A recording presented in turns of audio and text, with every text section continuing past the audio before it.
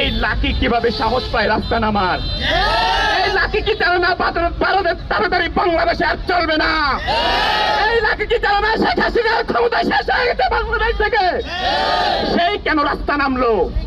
আজ বাংলাদেশে যে জিনিসগুলো চলতেছে সেই জিনিসগুলো বাংলাদেশের মানুষের জন্য কোনোভাবে অ্যাকসেপ্টেড না। আমরা অতি দ্রুত এই জিনিসগুলোর বিচার চাই। যদি বিচার না হয় আইন উপদেষ্টাকে আমরা সসম্মানে বলবো, আপনি যদি বিচার না করতে পারেন আপনি পদত্যাগ করুন।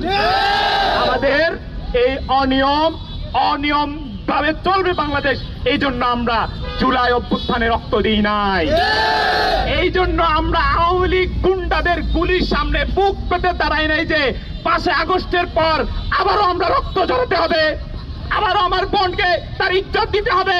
অতএব যদি আপনারা যারা উপদেষ্টা সরকার আছেন, যারা উপদেষ্টা আছেন, যদি মনে করেন আপনারা পারবেন না, আপনারা সসম্মানে পদত্যাগ করেন।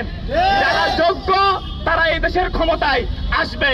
অতএব বাংলাদেশে যে জিনিসগুলো চলতেছে, হত্যাকাণ্ড থেকে শুরু করে যে দর্শন চলতেছে, অনতিবিলম্বে এই জিনিসগুলোর বিচার হতে হবে, নয়তো আমরা এর শেষ থেকে ছাড়বো ইনশাআল্লাহ। এই জন্য